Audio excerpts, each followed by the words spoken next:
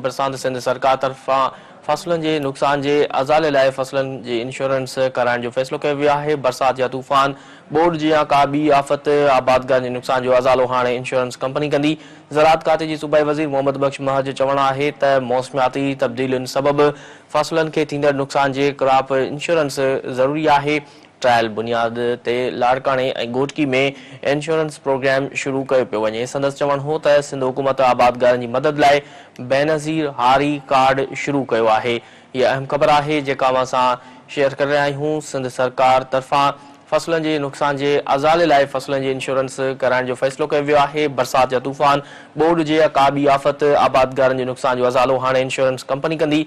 ज़राअत खाते जे सूबाई वज़ीर मोहम्मद बख्श महर जो चवणु हो त मौसमियाती तब्दीलियुनि सबबि फसलनि खे थींदड़ नुक़सान जी क्रॉप इंश्योरेंस ज़रूरी आहे।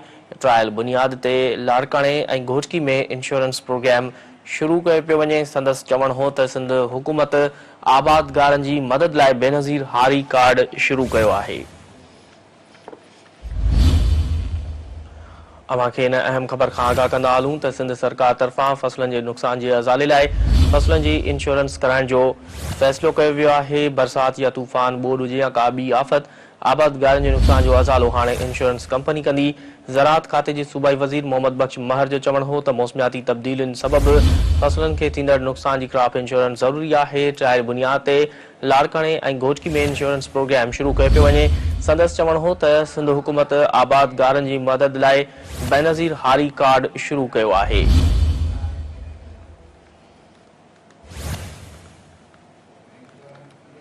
सिंध सरकार तरफ़ां फसलनि जे नुक़सान जे अज़ाले लाइ फसलनि जी इंश्योरेंस कराइण जो फ़ैसिलो कयो आहे। बरसात या तूफ़ान, ॿोॾ हुजे या का ॿी आफ़त, आबादगारनि जे नुक़सान जो अज़ालो हाणे इंश्योरेंस कंपनी कंदी।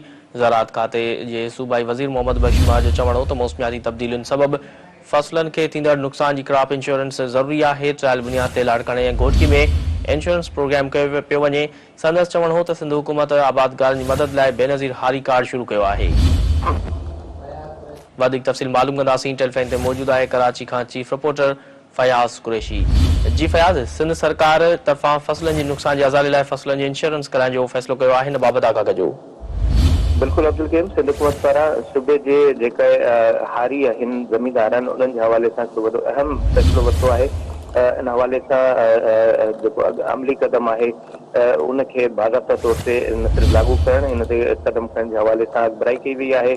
ज़राअत वारे सूबाई वज़ीर जो चवणु आहे त चेयरमैन पीपल्स पार्टी बिलावल भुट्टो ज़रदारी हिकिड़ो ॿियो जेको वाइदो पूरो कयो जेको कयो हुयो उन ते ज़राअत वारो जेको वज़ीर आहे उनखे न सिर्फ़ु पूरो कंदो बल्कि सिंधी आबादगारनि जी जेके फसल आहिनि हाणे उन्हनि जी इंश्योरेंस कई वेंदी। बरसाति हुजे या तूफ़ान, ॿोॾ हुजे या का आफ़त हुजे, आबादगारनि में जेको नुक़सानु थींदो उनजो अज़ालो हाणे इंश्योरेंस कंपनी कंदी। सिंध सरकार फसलनि जे नुक़सान जे अज़ाले जे हवाले सां फसलनि जी इंश्योरेंस कराइण जो प्रोग्राम शुरू करण जो फ़ैसिलो करे वरितो आहे।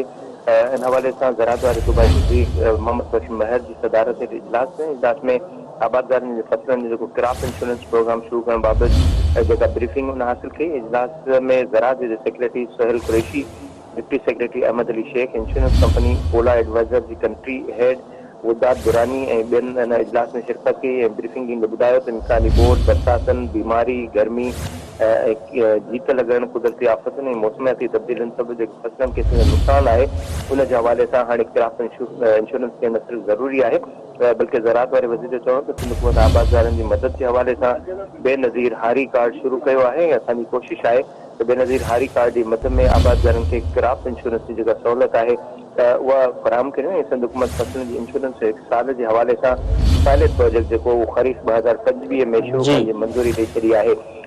सूबाई वज़ीर इहो चवणो त इंश्योरेंस जे मॉडल खे हलाइण लाइ पोला एडवाइज़र सिंध जे आबादगारनि खे एरिया बेस्ड जेको इंडेक्स इंश्योरेंस जे तहत सपोर्ट कंदो ऐं जेकॾहिं क्रॉप इंश्योरेंस जो जेको पायलट प्रोजेक्ट कामयाबु थी वेंदो त पोइ हुन जो दाइरो वधीक 27 ज़िलनि में वधाए वेंदो।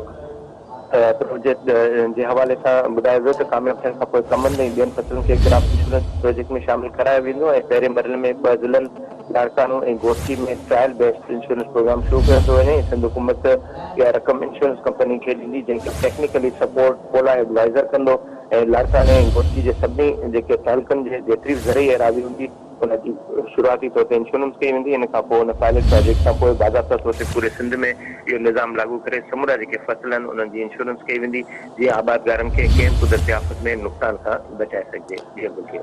ठीकु आहे फयाज़, सब्सिडी लाइ वॾी महिरबानी।